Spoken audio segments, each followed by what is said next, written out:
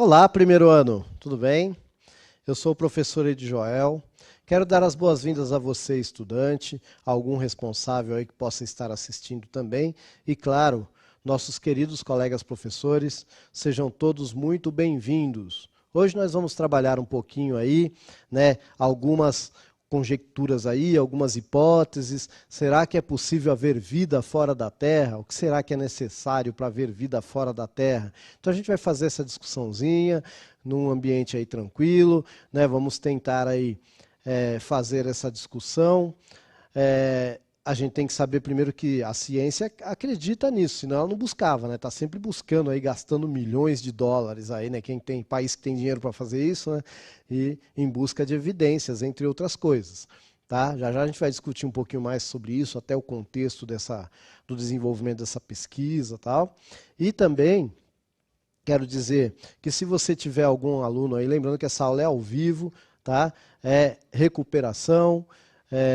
Quero já de novo, mais uma vez, aí, desejar um 2021 aí muito mais feliz, né, do que foi o 2020.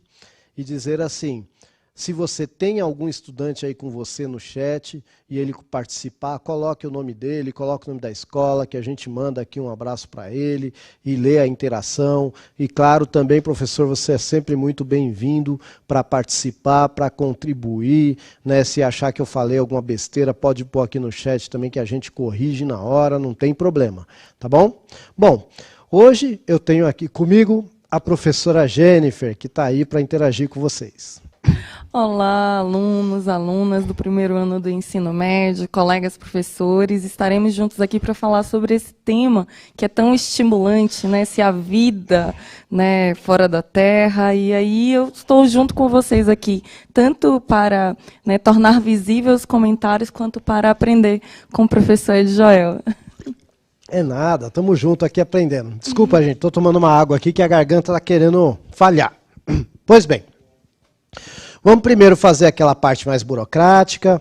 Vamos fazer a leitura aí da habilidade, então. Ó, nós vamos identificar as substâncias necessárias para a produção de matéria orgânica, tanto nos produtores como nos consumidores, e reconhecer que os produtores de matéria orgânica não são apenas as plantas, mas todos os organismos clorofilados, assim como os consumidores não se restringem aos animais. Então esse aí vai ser o pano de fundo dessa aula. Bom, como é que nós vamos fazer isso? Então você vai aí pegar seu caderninho do aluno, né, vai refletir aqui com a gente vai compartilhar conhecimento, buscar informação, interagir no chat com a professora, tá bom? E resolver aí algumas atividades também. Tudo bem? Muito bem. Qual é o objetivo específico desta aula aqui? Então a gente falou ali da habilidade geralzona, mas especificamente a gente vai tentar discutir aí a possibilidade de haver vida em outro planeta a partir dos processos que conhecemos que formam a vida. Então aí a gente vai fazer uma boa revisão aí do que já foi falado sobre isso, né? Como surge a vida, quais são os elementos químicos da vida, etc. Tá bom? Muito bem. Então, para a gente começar, né, essa reflexão aí, para a gente começar essa nossa conversa de uma maneira bem tranquila aí, não esqueçam, gente, coloquem aqui no chat o que vocês pensam a respeito, tá bom? Olha aí, ó. Tem aí então uma frase do Carl Sagan, né? Não sei se vocês conhecem, aquele cara que fez aquela série Cosmos, né? Então ele coloca assim, ó: somos feitos de poeira de estrelas. Isso foi o Carl Sagan que falou isso. E aí você tem embaixo uma tirinha, né? Que tá assim, ó. Quais são os principais ingredientes do universo? Né? Aí tá lá, né? Um cara com caldeirão, e aí você vai interpretar o que é esse cara aí, né? Hidrogênio, oxigênio, carbono e nitrogênio. Uau! E os principais do ser humano? Hidrogênio, oxigênio, carbono e nitrogênio. Muito bem. Qual é a relação entre a frase de Carl Sagan e os quadrinhos? 3 minutinhos aí, tá bom?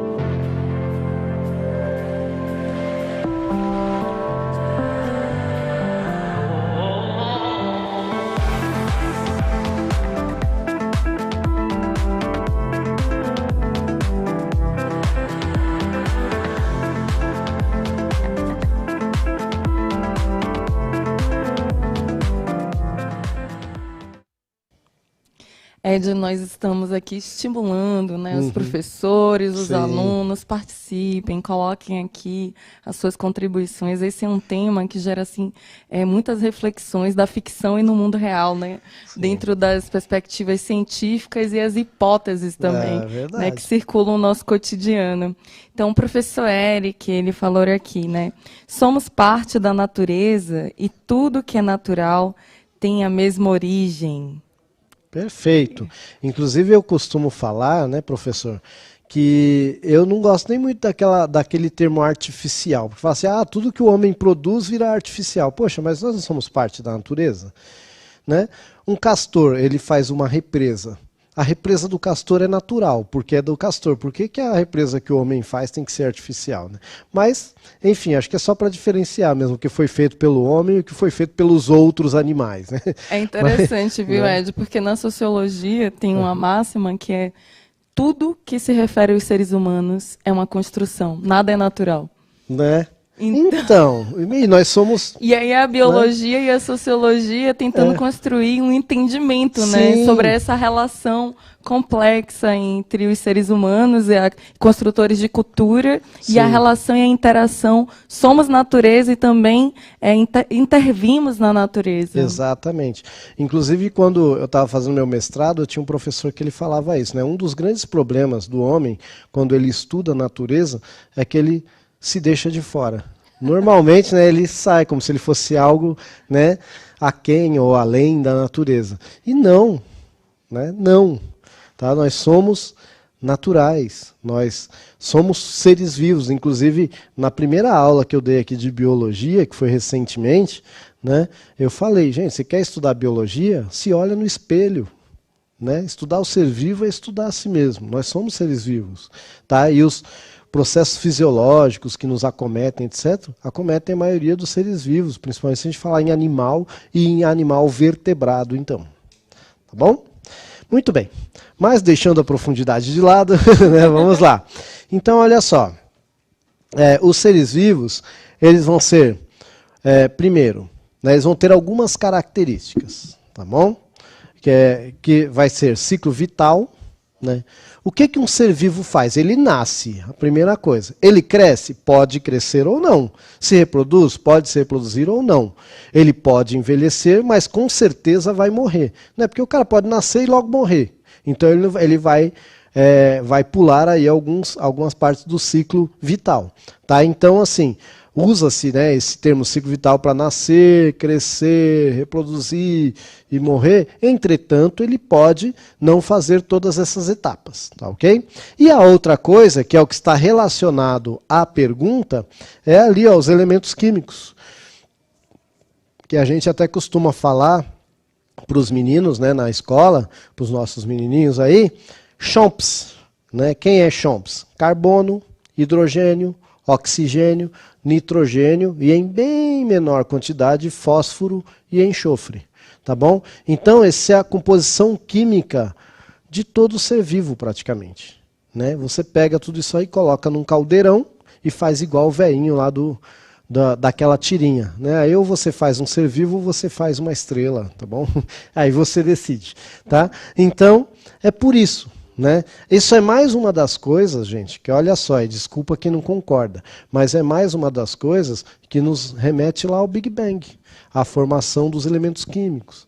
Né? Se houve um princípio primordial, logo tudo que é feito no universo tem que estar encaixado aí nesse princípio primordial. Tá bom? E é mais ou menos isso aí, né? Modificando as palavras que o professor já falou, muito bem falado, mas é isso aí. Nós somos parte de um todo. Tá bom? E não de um todo, mas de um todo. Tá bom? Muito bem. E aí, ó, eu quero saber o seguinte. Normalmente os seres vivos, né? Todos os seres vivos, eles precisam de algumas substâncias, né? Eles não são formados por elementos químicos. Então eles têm aí que manter a vida deles, precisam de energia, tá bom? E aí tem essa perguntinha aí, ó. Os seres vivos necessitam de substâncias essenciais e energia para a manutenção da vida. Agora que você conhece as principais substâncias que formam os seres vivos, então, né, carbono, hidrogênio, oxigênio, nitrogênio, fósforo e enxofre, tá bom?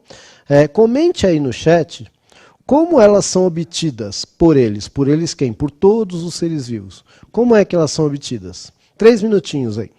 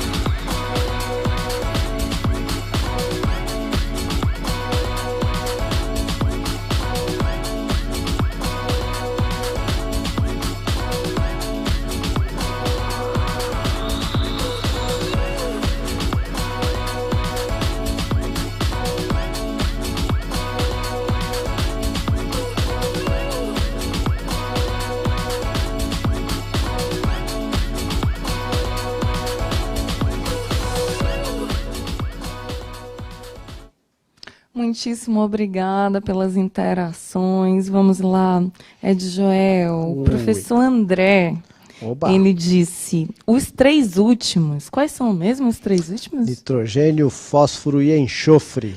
Exatamente, são os principais elementos de adubos de plantas. Isso, eu só trocaria o último, né, o enxofre por potássio, que é o NPK, né, mas é isso mesmo. E a professora Rosalina, né, ela falou, olha, alimentação, respiração, difusão, absorção, entre outros. E o professor Eric também complementou esses elementos aí. Perfeito, gente. Então é isso aí. Né? Então, basicamente, aí como é que a gente vai... como é que nós recebemos a energia que precisamos, né, os elementos, aí, por exemplo, vitamina, né, para manter a nossa fisiologia aí, né, legal, porque tem gente, né, aqui conversa com os alunos, né, tem gente que acha que vitamina é para dar força, não é, tá? É para dar energia, não é? Quem faz isso é o açúcar, tá bom? Açúcar que é energia. O que a vitamina faz é fazer o seu corpo funcionar direito. Tá? Ele vai trabalhar na fisiologia. Então é essencial para a gente. Né? Muito bem. E aí, como é que a gente consegue isso? A professora colocou aqui, ó, através da alimentação, através... Espera aí que o meu negocinho me traiu aqui. Aqui. Muito bem. Então, aqui, ó, alimentação, respiração, difusão, absorção. Perfeito, professora. Então, vamos lá. A gente precisa lembrar que tudo começa com o Sol. Aí, ó, voltamos lá para as estrelas, né? A gente não pode esquecer que o Sol é a estrela mais próxima que a gente tem.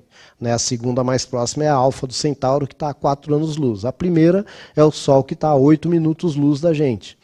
Olha só, 8 minutos-luz, gente. Quer dizer que se ela apagar agora, a gente fica 8 minutos ainda recebendo luz. De tão longe que está. Lembrando que a luz está viajando a 300 mil quilômetros por segundo. Está longe para danar. Não adianta achar que está perto, senão está bem longe. Tá bom? Mas mesmo assim, só a luz do Sol, né, a radiação, que chega aqui na forma de luz, e depois com a interação aí é transformada em calor, o efeito estufa e tal. Muito bem. Faz uma outra coisa também, né, que ela vai ter contato ali com alguns seres vivos que conseguem transformar essa energia luminosa em energia química. Tá? Se quiser colocar o slidezinho aí para mim, por favor, um pouquinho. Então, olha só, são os queridos produtores. Por que que eles são chamados de produtores? Porque esses caras vão pegar a energia solar, ela vai reagir lá dentro de uma organela que eles têm na célula, que é chamada de cloroplasto. Tá? E aí, né, você vai ter clorofila, né, você vai ter lá dentro do cloroplasto lá as granas e tal. E o que que vai acontecer lá?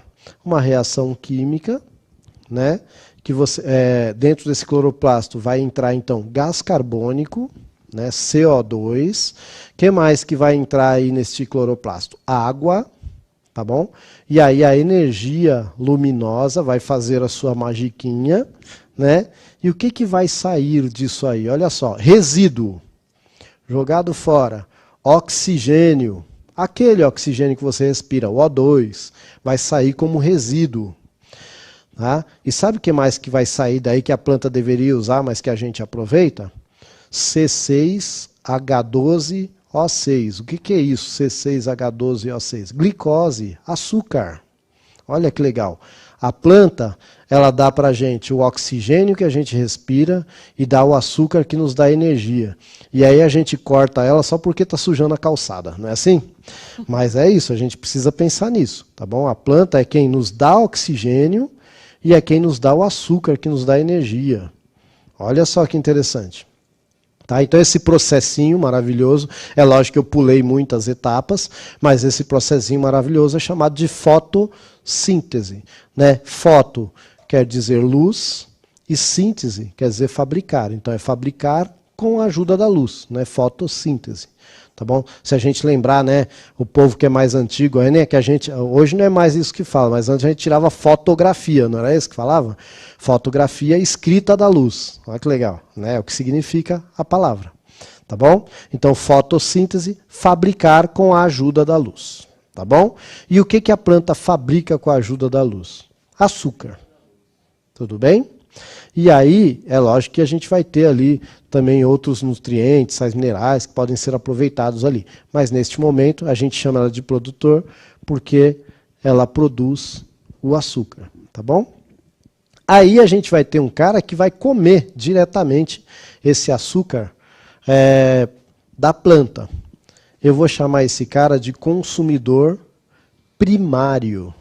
Tá? Então, o consumidor primário é o cara que ele é herbívoro, que ele é frugívoro, tá bom? Porque ele vai se alimentar diretamente da planta. E é claro que também o onívoro. O onívoro, quando ele vai se alimentar de planta, ele está fazendo o papel de um consumidor primário. Nossa, professor, quem que é o onívoro? Você. Tá? Fala para mim, o que que você não come que é ser vivo? Onívoro é quem come tudo quanto é tipo de coisa. Tá, ó. A gente come vegetal, certo? Você come o pão que é feito do trigo, não é isso? Então você come vegetal, tá bom? A gente come animal, tudo bem? A gente come lá peixe, frango, né? Carne bovina, né? Tem gente que come carne de cabrito, carne de jacaré, de tartaruga, tem gente que come, tá bom? E às vezes você engole umas mosquinhas por aí. Então, Tem como. A gente é onívoro, tá bom? A gente é onívoro. Tá, ok? A gente come de tudo. Come fungo, né? Não tem? Come fungo também. Tem um pessoal que come aí até levedura de cerveja, né? Porque diz que é bom para não sei o que lá. Gente, levedura é um tipo de fungo, tá bom? Eu não estou nem falando do champignon, né? Que é o clássico, tá bom? Então a gente come fungo.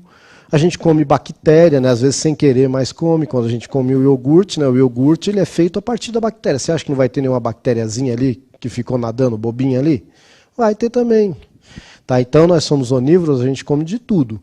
Mas quando a gente come só vegetal, a gente está fazendo o papel do consumidor primário. Tudo bem? E todos... existe, né, Ed, falando assim nesse processo, sim, nesses níveis tróficos, sim, entre os seres humanos, aqueles seres humanos que têm feito um movimento político, né, que são os vegetarianos, que são os veganos, né? Sim, exatamente. E aí, né, aí você vê, aí já entra num contexto sociológico, né, que são aquelas pessoas que, por opção, são consumidores primários, né, vamos colocar assim. Sim. Tá, mas perfeito. Então, assim, olha só que interessante. E aí você vai ter, e eu como onívoro, quando eu resolvo comer um bifão, porque eu, gente, os veganos que me desculpem, tá, mas eu adoro a carne, tá bom? Esse morder, espirrar sangue nos olhos. Assim. Então, mas aí, quando eu faço isso, eu estou sendo o quê? Um consumidor secundário, tá bom? Então, quando eu estou me alimentando de carne, eu estou sendo um consumidor secundário. Por quê? Porque o boi, ele vai comer, e olha só que legal, é sempre bom a gente saber. Aqui no Brasil, o Brasil é um dos poucos lugares do mundo que ainda se tem o que a gente chama de boi verde, o boi que come grama. No resto do mundo, o pessoal faz cada coisa absurda que chega a moer parte do próprio boi e dá para o boi comer. Vocês sabem que essa prática deu origem a uma proteína maluca, chamada de prion, que causava uma doença chamada vaca louca. Olha só, isso foi causado por causa do tipo de ração que era dado para a vaca. Olha que maluco isso, porque você pegava um animal que era herbívoro e transformava ele em canibal. Você moía parte do próprio boi e dava para ele. E olha o que aconteceu. Tá, então é só para a gente entender, né, que essas coisas aí estão bastante interligadas aí. Tá bom? Muito bem, e por último eu tenho... Opa, foi demais. Por último eu tenho o decompositor. Olha aí que bonitinho. Quem são os decompositores? São os caras que depois que você morrer vão comer você. Tá bom? Simples assim. Bactérias e fungos, né? Você chegou lá no final. Se você comeu muito, assim, tomou muito antibiótico durante sua vida, você vai virar santo, porque aí esses caras não conseguem, tá, te decompor. Caso contrário, você vai ser decomposto por esses caras aí. E olha a importância desses caras. Sabe o que esses caras vão fazer com você? Vão fazer você virar carbono, hidrogênio, oxigênio, nitrogênio, fósforo e enxofre. De novo. Não é legal? E aí outro ser vivo vai utilizar você. Isso é um ciclo. Olha que lindo. Não é maravilhoso? Tá, gente? Então, é importante eu saber disso, porque se eu vou buscar vida lá fora, eu tenho que ver como é que a vida funciona aqui. Tá bom? Muito bem. Aí olha só que interessante, aqui a gente tem um outro esqueminha que vai na mesma linha, eu vou falar mais rapidinho. Então os produtores são autotróficos ou autótrofos, tá? Dependendo do livro você vai encontrar do jeito ou de outro. Por quê? Eles produzem o próprio alimento, é isso que significa, trófos quer dizer comer e auto, né, de si mesmo. Ah, come a si mesmo? Não, é que produz o próprio alimento. Tá bom? E ele faz fotossíntese através da clorofila. São só as plantas? Olha ali, não, ó, eu tenho algas também. Algas unicelulares, tá? Que fazem parte ali do reino dos protistas, tá bom? Muito bem. Olha ali o ciclo acontecendo na fotossíntese, né? Eu contei a historinha já da fotossíntese, tá bom? E aí olha lá, ó, O2, carbono, hidrogênio, oxigênio, C6H12O6 é o açúcar, tá bom? E isso vai para quem? Para o consumidor, que ele é um heterótrofo ou heterotrófico. Das duas formas estão corretas. Hétero quer dizer outro, diferente. Tá? Então, heterotrófico é que come um outro ser vivo. É isso que significa a palavra. Então, autotrófico produz o próprio alimento. Heterotrófico come um outro ser vivo. Você é heterotrófico. Não existe nada que você coma que não venha de um outro ser vivo. É importante você saber disso. Tá bom? E quem come vegetal, né, é bom saber que normalmente o vegetal ainda está vivo quando você come ele. Tá? É diferente de você comer ali o bifinho que já virou um cadáver delicioso. Ok? Muito bem. Prosseguindo. Então você vai ter lá o carnívoro, tá? E o onívoro, tudo bem? E você, por último, vai ter os decompositores. Olha só, quem que é autotrófico aí? Quem faz fotossíntese, tá? Todos os outros serão heterotróficos. Lembrou disso aí? Legal. Então vamos prosseguir com a nossa vidinha. E lembrando que tudo começou lá com o Sol, né? Muito bem. Agora eu quero saber, eu estou procurando vida em outro planeta. Quais são as condições ideais para que a vida se desenvolva? 2 minutinhos.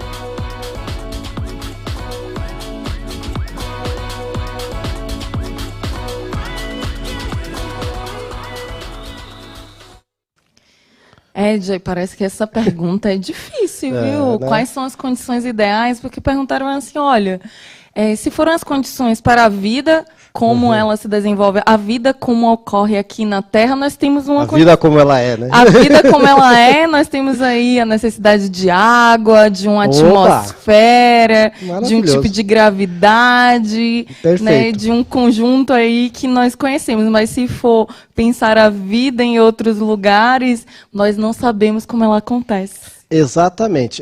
Essa é a magia da ficção científica, né? Porque ela nos permite. De repente pode haver uma forma de vida aí que, por exemplo, que ao invés de água precise de metal dissolvido, derretido, vai saber, né? Até pensando nas condições dos outros planetas, aí, tipo de temperatura, etc.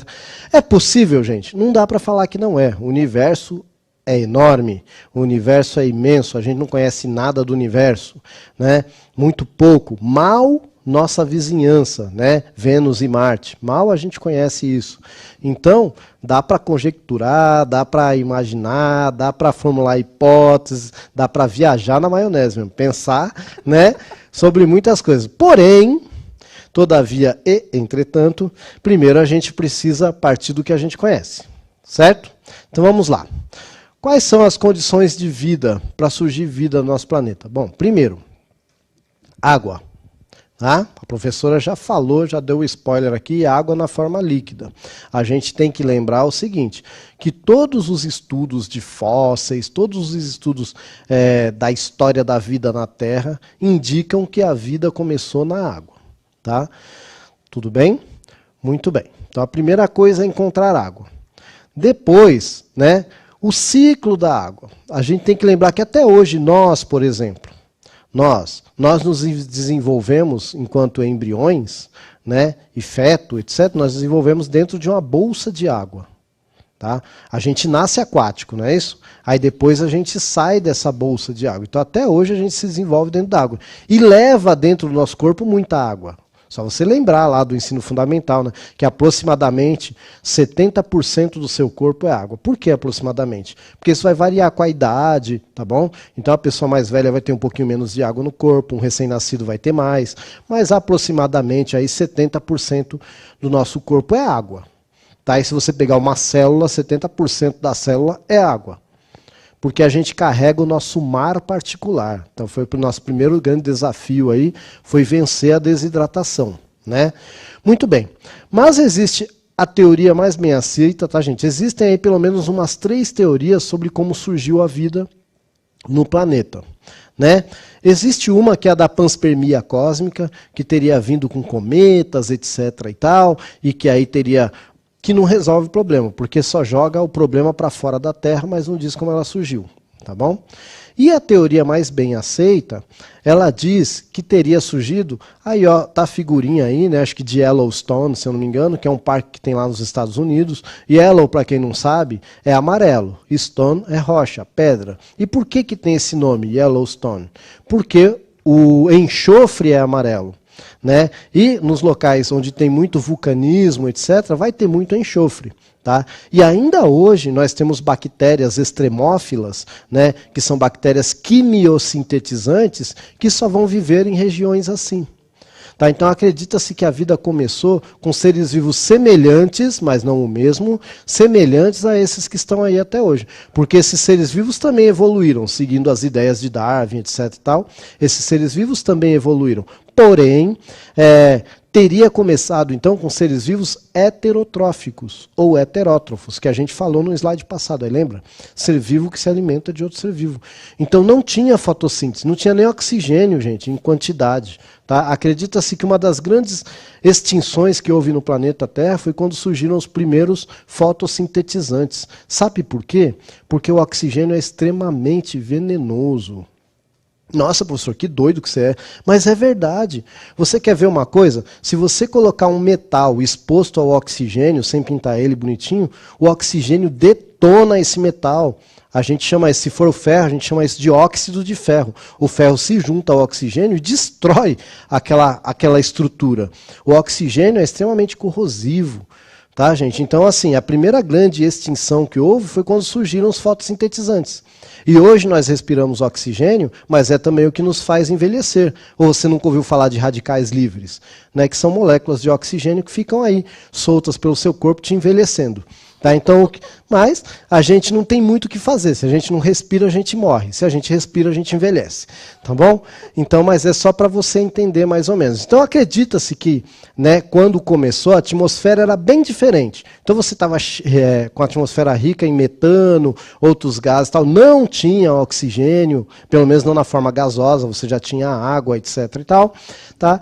E aí surgiu. Bom, então eu procuraria um ambiente semelhante a esse.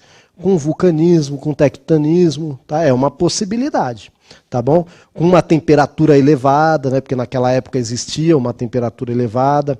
Gente, essa é a única teoria de surgimento de vida na Terra? Não, mas é a teoria mais bem aceita hoje. Tudo bem?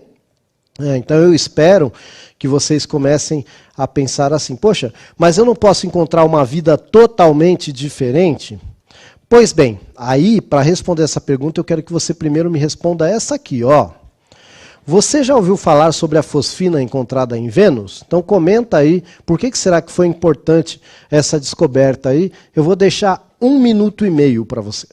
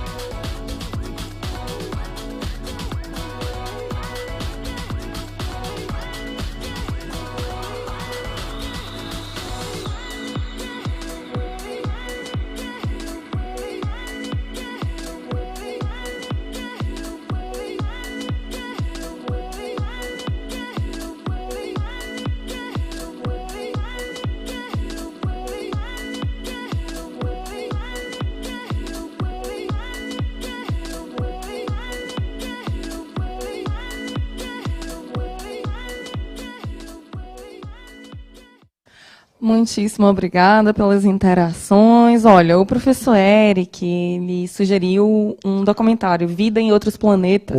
Legal. Que Opa, fala fica a aí dica. das condições de vida em alguns lugares remotos no nosso planeta. Então, Muito aí. bom. A professora Rosa, sim, professora Rosa, já anotei teu nome, como você gosta de ser chamada. Sim, já li sobre isso. Muito Né, bom. porque produz um indício da vida. E o professor Marco falou sobre a hipótese de Oparin e Haldane. Isso, eu estava comentando aqui, justamente, né? O Oparin lá fez as ideias, o Haldane foi fazer os experimentos. É isso mesmo.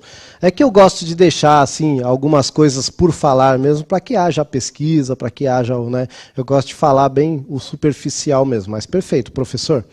Pois bem, gente, então assim, com relação à fosfina que foi encontrada lá em Vênus, né? Os pesquisadores, foi em setembro, se não me engano, do ano passado, assim, a fosfina, de acordo com o que eles observaram ali em Vênus, ou há algum princípio químico ali, tanto gel ou tanto fotoquímico, muito diferente da Terra, ou só é explicável com o surgimento de com a vida de algum micro-organismo ali. Mas é certeza que tem vida já que encontrou fosfina? Não. Há essa hipótese, mas também pode ser apenas uma reação química ali que a gente não conhece no planeta Terra. Tá bom? Eu teria mais uma interação, mas não vai dar tempo. Quero dizer que foi um prazer ter estado com vocês aqui. A professora Jennifer vai dar o recadinho final aí. Um abraço. Foi mais uma vez um prazer participar da aula e nos encontramos na próxima. Um abraço.